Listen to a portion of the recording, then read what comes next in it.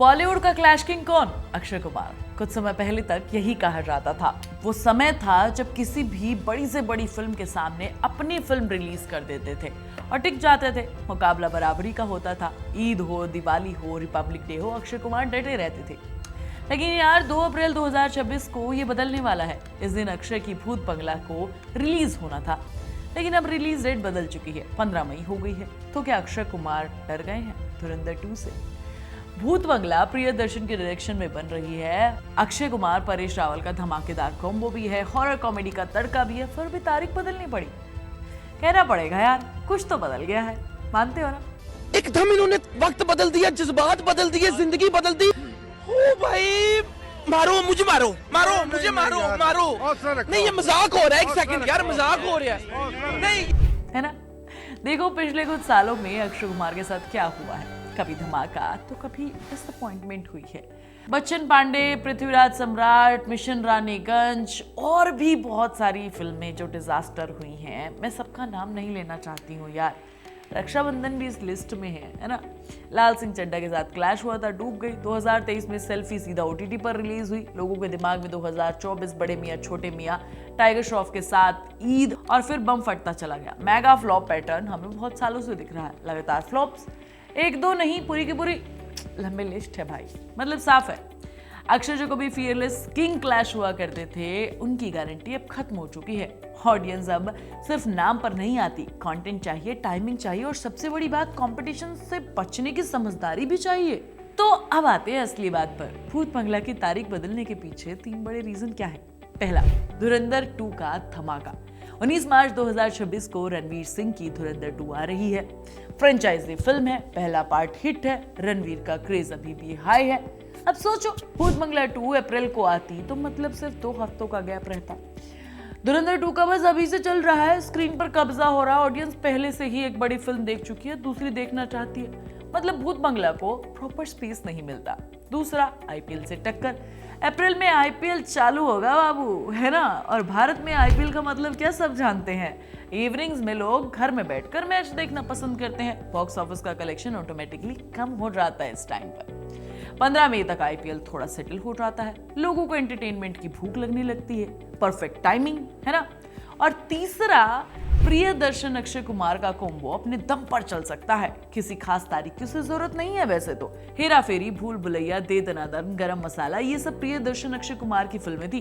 Comedy का direct connection है इन दोनों का। भूत बंगला में वही मैजिक है। हॉरर कॉमेडी, परेश रावल की टाइमिंग, असरानी की पुरानी यादें और अक्षय कुमार का कॉमिक अवतार। लेकिन भाई, इतनी अच्छी फिल्म को क्राउडेड मार्च अप्रैल में रिलीज करने का रिस्क क्यों लेना? बाद में आओ और सोलो धमाल मचाओ, है ना? समझ रहे हो? ये डर नहीं है, ये स्ट्रैटेजी है। अक्षय कुमार जो कभी क्लैश के किंग हुआ करते थे, वो शायद समझ गए कि हर बार क्लैश में टिकना आसान नहीं होता। लोग इस कदम को समझदारी वाला डिसीजन मान रहे हैं। एक फैन ने लिखा है, गुड डिसीजन। धुरंधर और टॉक्सिक मार्च में रिलीज हो रही है। 1 महीने का गैप सही है। और एक ने लिखा है कि 2 बड़ी फिल्में एक साथ नहीं आनी चाहिए, ऊपर से IPL भी चल रहा है ना। परफेक्ट टाइमिंग है, बाद में रिलीज करो। मतलब साफ है कि लोग समझ रहे हैं कि क्लैश अवॉइड करना समझदारी का डिसीजन है। लेकिन अगर हम थोड़ा ध्यान दें तो ये कदम सिर्फ क्लैश से बचने के लिए नहीं है। भूत बंगला अपने आप में एक मजेदार फिल्म है। प्रियदर्शन का नाम सुनते ही लोगों की उम्मीदें आसमान छू जाती हैं। फिल्म मजेदार एंटरटेनिंग होगी। अक्षय कुमार, परेश रावल, असरानी का कॉम्बो भी होगा। हॉरर कॉमेडी फिट भी है। और मई में 15 मई को गैप देने का प्रॉपर ध्यान भी रखा गया है। ऑडियंस को सब कुछ मिलेगा। मार्च क्राउडेड है, रहने देते हैं। पहले Akshay Kumar fearless clash king थे, अब वो स्मार्ट किंग बन गए हैं। ऑडियंस बदल गई है, कंपटीशन बढ़ गया है, OTT के ऑप्शन बढ़ गए हैं। अब सिर्फ स्टार पावर से काम नहीं चलता, टाइमिंग, कंटेंट, स्ट्रेटजी भी चाहिए होती है। और अक्षय ये तीनों समझ गए हैं। कंपेयर करो, Salman Khan still doing Eid clash. हर फिल्म हिट नहीं होती है। शाहरुख खान पठान, जवान, टंकी सोलो रिलीज थे, क्लैश को अवॉइड किया गया। ऋतिक रोशन की फाइटर को जनवरी में लाया गया, अवॉइड किया गया पब्लिक डे क्राउड को। मतलब आपको समझ में आ रहा है, क्लैश अवॉइड करना अब आज की डेट में जरूरी हो गया। अक्षय बस थोड़ा लेट समझे हैं लेकिन समझ गए हैं, यही बात है। अब सवाल यह है कि 15 मई को जब शो डाउन होगा तो भैया धुरंधर के तूफान के बाद भूत बंगला कितना ज्यादा परफॉर्म करेगी। क्या अक्षय का ये किंग काम करेगा या फिर क्लैश किंग की छवि को लूज होने का अभी भी खतरा है, ये सस्पेंस बना हुआ है। अक्षय कुमार अब फियरलेस क्लैश किंग नहीं रहे, अब ये कैलकुलेटेड है, समझदार सुपरस्टार बन गए हैं, तो इतना तो जरूरी है यार। भूत बंगला की रिलीज डेट ये गवाही दे रही है कि अक्षय ने ऑडियंस के कंपटीशन और मार्केट को स्टडी करके ये डिसीजन लिया है। तो क्या अक्षय कुमार डर गए हैं धुरंधर 2 से? शायद हाँ, लेकिन डर के साथ साथ समझदारी भी दिखाई है। उन्होंने क्लैश अवॉइड किया, फिल्म को प्रॉपर ध्यान दिया और ऑडियंस की क्यूरियोसिटी बढ़ाई है।